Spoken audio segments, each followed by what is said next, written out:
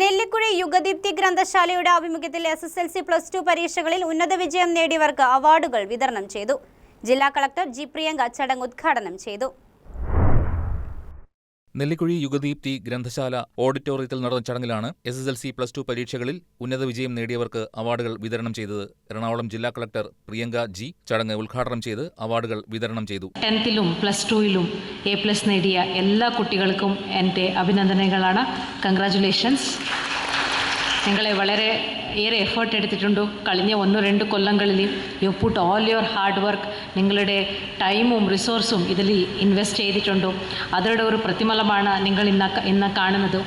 ഈ ഒരു moment, let it be a moment in which you remember in your life. നിങ്ങളുടെ ഒരു ലൈഫിൽ ഇത് ഒരു നല്ല മൂമെൻ്റ് ആയിട്ട് മാറട്ടെ.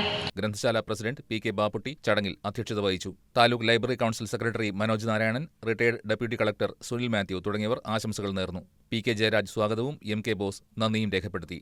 News desk KCB news.